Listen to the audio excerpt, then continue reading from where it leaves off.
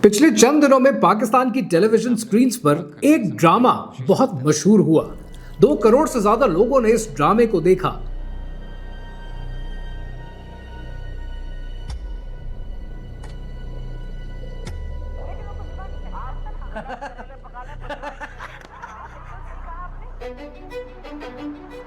इस ड्रामे का नाम है केस नंबर 9, जिसके अंदर सबा कमर एक रेप विक्टिम का रोल प्ले कर रही हैं और परपेट्रेटर का रोल फैसल कुरैशी अदा कर रहे हैं। लेकिन इस ड्रामे की असलियत को समझने के लिए एक तारीख आपको समझनी पड़ेगी, और वो तारीख है 9 सितंबर सन 2020 की। रात के 12:45 का वक्त है और लाहौर सियालकोट मोटरवे पे एक गाड़ी एंटर करती है। ये गाड़ी एक औरत चला रही है और वो अपने 2 बच्चों के साथ इस गाड़ी में गुजरांवाला जा रही होती है।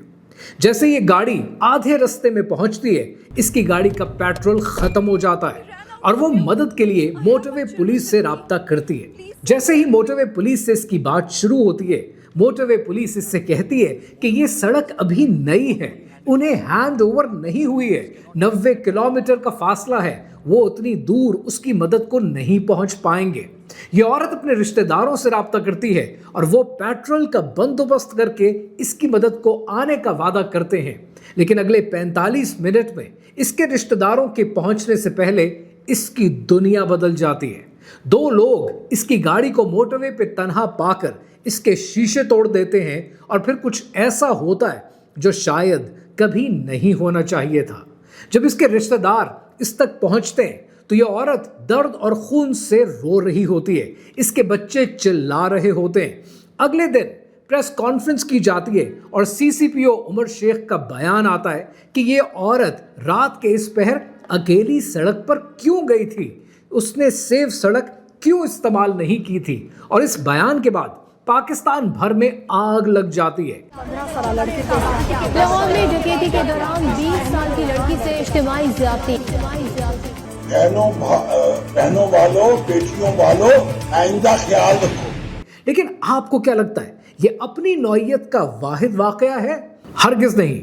2018 में 7 साल की जैनब का वाकया, 2020 में 27 साल की नूर मुकद्दम का वाकया और फिर 2024 में 5339 रेप के केसेस रजिस्टर होते हैं। लेकिन क्या आप जानते हैं कि इनमें से कितने केसेस में सजा दी गई है? इनमें से सजा सिर्फ 0.5% केसेस में मिली है, and that itself is shameful. और फिर आपकी टेलीविजन स्क्रीन्स पर यह ड्रामा आता है और 2 करोड़ से ज्यादा लोग इस ड्रामे को देखते हैं। लेकिन जो चीज ये ड्रामा नहीं दिखाता वो शायद इससे भी घिनौना सच है। कहानी क्या है, आइए समझते हैं।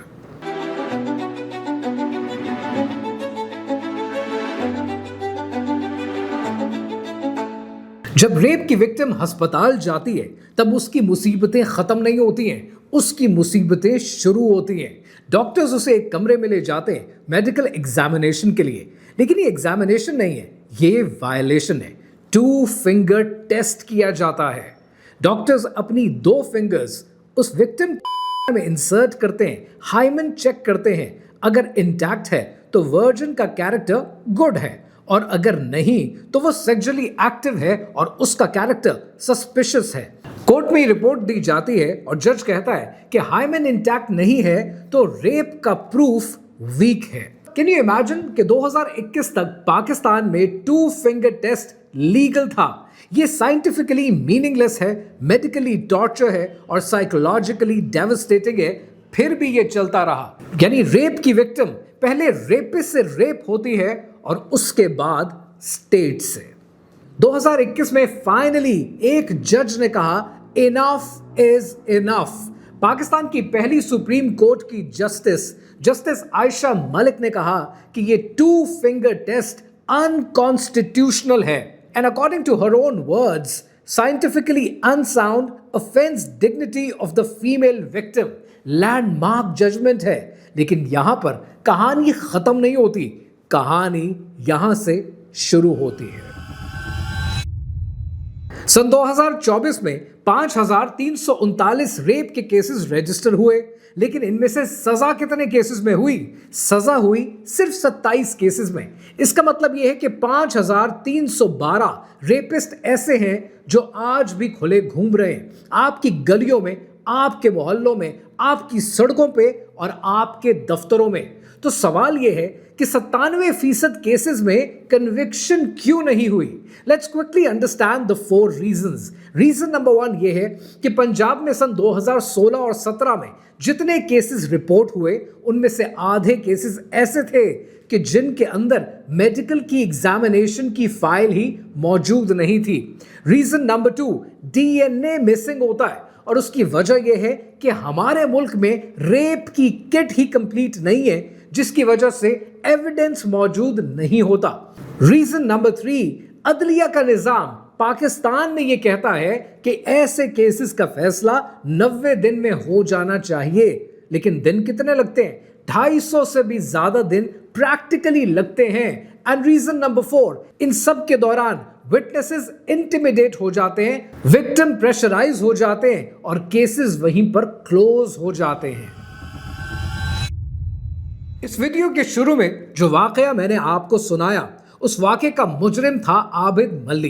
पर क्या आप जानते हैं कि आबिद मली को ढूंढा गया, पकड़ा गया जब यह वाकया मेन स्ट्रीम की जीनत बन गया, जबान ज़द-ए-आम हो गया, हर कोई इसके बारे में बात कर रहा था। लाहौर की इंसदादे दहशतगर्दी अदालत ने गुज्जरपुरा ज्यादती केस का फैसला सुना दिया है। मुजरिम आबिद मली और शफकत अली को सजाए मौत और 14 साल कैद की सजा सुनाई गई है। और नतीजतन आबिद मली को सजा भी दी गई, लेकिन ये इंपॉर्टेंट नहीं है। इंपॉर्टेंट ये है कि आबिद मली एक ऐसा कैरेक्टर है, एक ऐसा इंसान है जो रेप की फाइल्स में हमारे डेटाबेस में 2013 से मौजूद था। पाकिस्तान के कानून नाफिज करने वाले इदारे इस रेपिस्ट को तब से ढूंढ रहे थे, लेकिन 7 साल ये डेटाबेस में एज अ रेपिस्ट मौजूद रहा, इसको नहीं पकड़ा गया। क्यों? क्योंकि सिस्टम ने इसको इग्नोर किया, सिस्टम ने मौका फराहम किया कि ये रेपिस्ट फल फूल सके, और सिस्टम की इग्नोरिंग की वजह से एक और वाकया सरजद हो गया। इसी तरह जैनब का वाकया आपको याद होगा, सन 2020 का। जैनब के वाकये में उसका पड़ोसी इमरान अली, जिसे पकड़ा भी गया और 2018 में एग्जीक्यूशन भी हुई, लेकिन क्या आप जानते हैं कि उसने इकबाल जुर्म किया कि वो इस इलाके में 7 से 8 बच्चों का पहले भी कत्ल कर चुका है। अगर एक ही इलाके में ये कत्ल हो रहे थे तो पुलिस क्यों एक्टिव नहीं हुई? क्योंकि पुलिस ने इसको भी सिस्टमैटिकली इग्नोर किया। हमारे मुल्क का पैटर्न बड़ा क्लियर है कि सिस्टम ब्लाइंड काम करता है। देखो, केस नंबर 9 शाहजेब खानजादा ने लिखा है। शाहजेब खानजादा पाकिस्तान के एक लीडिंग इन्वेस्टिगेटिव जर्नलिस्ट हैं और उनको लेकर लोगों के डिफरेंट ओपिनियंस हैं based on the party that they follow. अब मैं हूं ए पॉलिटिकल आदमी और इस पॉलिटिकल निज़ाम को और डेमोक्रेसी को नहीं मानता। मेरा मॉडल बड़ी हद तक सिमिलर है डॉक्टर इसरार अहमद के मॉडल से, द थियो डेमोक्रेसी, जहां पर अल्लाह की हुक्मरानी है। तो मेरा तो वो पॉइंट बनता नहीं है ना कि कौन अच्छा है और कौन बुरा है। I respect everyone who has an opinion. तो अगर शाहजेब खानजादा ने ये ड्रामा लिखा है तो मेरे तो 2 रीजंस थे इस ड्रामे को देखने के। पहला रीज़न मेरा ये था कि ये बहुत बड़ा इशू है। 5,000 केसेस जिस मुल्क में रिपोर्ट होते हैं ना, वहाँ पर ओरिजिनल केसेस 50,000 से ज़्यादा हैं, बाकी केसेस रिपोर्ट ही नहीं होते। तो इतने बड़े सोशल इशू के ऊपर बात करनी बनती है। दूसरा मेरा रीज़न ये था कि I wanted to see on a personal note, I wanted to see कि एक इन्वेस्टिगेटिव जर्नलिस्ट कैसे अपने आप को ट्रांजिट करता है, उसकी ट्रांजिशन कैसे होती है एक राइटर में, कंसिडरिंग कि मैं पिछले कई महीनों से एक किताब लिखने की कोशिश कर रहा हूँ। तो I am also struggling with that and I wanted to see how he has written it. तो ये बेसिस है मेरी कि एक इंसान की ट्रांजिशन भी देखनी चाहिए कि उसने एज अ राइटर कैसा परफॉर्म किया। सो कहानी थी केस नंबर 9 की, और केस नंबर 9 की किस्त नंबर 5 में आपने ये देखा कि सबा कमर जो रोल प्ले करती हैं सहर का, जो कि एक रेप की विक्टिम है, वो 5 दिन तक अपने घर में बंद रहती हैं। 5 दिन तक वो मेडिकल एग्जामिनेशन के लिए नहीं जाती, और जब जाती हैं तब डॉक्टर्स कहते हैं कि ये एग्जामिनेशन अब वीक हो चुकी है। फिर अगली किस्त में आपने ये देखा कि घर वाले उन्हें कमरे में लॉक कर देते हैं फॉर दिस बेसिस कि लोगों को क्या जवाब देंगे, द सेम ओल्ड टैबू कि लोग क्या कहेंगे। 2 करोड़ से ज्यादा लोगों ने इस ड्रामे को देखा और फिर उनको समझ में आया कि रेप कैसे हुआ, कोर्ट रूम हियरिंग्स कैसे होती हैं, लॉयर्स के आर्ग्यूमेंट्स क्या होते हैं, influence, pressure, battle on social media, और फिर आपको समझ में आता है कि आज पाकिस्तान की औरत ऐसे मामलात हो जाने के बाद उन केसेस को रिपोर्ट क्यों नहीं करती। जो काम स्कूल, कॉलेज और यूनिवर्सिटी का सिखाने का था वो आज ये ड्रामा सिखा रहा है। हम अपने बच्चों की प्रोटेक्शन के लिए उन्हें सड़क क्रॉस करना सिखाते हैं कि पहले लेफ्ट देखो, फिर राइट देखो, फिर सामने देखो, पीछे देखो, फिर सड़क क्रॉस करो। लेकिन इस किस्म के वाकयात हम क्यों नहीं बताते, हम उन्हें क्यों नहीं सिखाते कि ऐसे मामले में लीगैलिटीज क्या कहती हैं, क्या प्रोटेक्शन है और कहां पर आपको इंसाफ मिलेगा और कहां पर नहीं। सन 2022 में जस्टिस आयशा मलिक पाकिस्तान की सुप्रीम कोर्ट की पहली फीमेल जस्टिस बनकर आई और 1 महीने के बाद जो केस लिया वो था मोहम्मद इमरान वर्सेस स्टेट। एक ऐसा केस कि जिसमें लोअर कोर्ट ने रेपिस्ट को आजाद छोड़ दिया, केस को खत्म कर दिया, ये कहकर कि इनफ एविडेंस नहीं है क्योंकि विक्टिम ने रेजिस्ट नहीं किया। जब ये केस जस्टिस आयशा मलिक ने टेक ओवर किया तो एक रिमार्केबल जजमेंट दी। पहले मैं आपको उनके वर्ड्स बताता हूं और उसके बाद समझाता हूं कि ये क्यों जरूरी है। उन्होंने लिखा that physical resistance is not necessary to prove rape. Victims freeze. They feel terrified. Trauma affects their behavior. A female who's not consenting does not always offer strong resistance. Freeze response is real. Courts must recognize it. आज जब हमारे सामने shock आता है या कोई PTSD की situation आती है तो बॉडीली हमारी 3 रिस्पॉन्सेज होती हैं, फाइट, फ्लाइट और फ्रीज। कुछ लोग उस सिचुएशन से लड़ते हैं, कुछ लोग भाग निकलते हैं और कुछ लोगों के पैर जम जाते हैं। उन्हें नहीं पता होता कि क्या रिस्पांस देना है। आप अपने घरों की खवातीन को उठाकर देख लें, आप अपने छोटे बच्चों को देख लें, जब आप डांट रहे होते हैं, गुस्से में होते हैं, तैश आप पर सवार होता है तो क्या होता है, जिस्म फ्रीज हो जाता है, समझ नहीं आता कि क्या करें, आप शॉक में चले जाते हैं। हम इस शॉक को कवर ही नहीं करते। हमें यह समझ में आता है कि अगर एक विक्टिम है और उसके साथ रेप किया गया है तो क्या होना चाहिए, यहां पर या तो उसको लड़ना चाहिए या उसको भाग जाना चाहिए, क्योंकि अगर भाग गई तो हमारा तो केस ही नहीं बनता ना, हम बरी जिम्मा हो चुके क्योंकि केस तो हुआ ही नहीं। और अगर उसने फाइट की तो फाइट के सबूत लेकर आए। How idiotic the whole system is. पर जस्टिस आयशा मलिक की कहानी यहां खत्म नहीं होती है। जस्टिस आयशा मलिक ने अनकॉन्स्टिट्यूशनल डिक्लेयर किया 2 फिंगर टेस्ट को, और फिर उनके सामने एक और केस आया जो था नादिया नाज वर्सेस प्रेसिडेंट केस, जिसके अंदर सेक्सुअल हैरासमेंट को डिफाइन किया गया। फिर 2024 में मैरिटल रेप की बात शुरू हुई and she stated that consent in marriage is ongoing, it's not a one time blanket permission. एक जज, रिमार्केबल जजमेंट्स। वजह यह है कि हमने अपने लीगल सिस्टम में जेंडर सेंसिटिविटी को कभी इंश्योर ही नहीं किया। हमने औरत का पर्सपेक्टिव कभी समझने की कोशिश नहीं की। हमने ये काम 2021 तक मेल जजेस पर छोड़े रखा और उनका ओपिनियन ये होता था अगर ना किया था रेप के वक्त में तो उस बैटल का, उस लड़ाई का सबूत होना चाहिए, और अगर सबूत नहीं तो इसका मतलब है कि आप राजी थी इस एक्टिविटी के अंदर। इस पर्सपेक्टिव को बदलने की जरूरत है और इसको तभी बदल सकते हैं कि जब पुलिस में और जुडिशरी के अंदर जेंडर सेंसिटिविटी के ऊपर ट्रेनिंग्स दी जाएं। अगर आपको याद हो तो सन 2002 में ऐसा ही एक रेप का केस और हुआ था और वो केस बहुत मशहूर हुआ। वो केस था मुख्तारा बीबी का।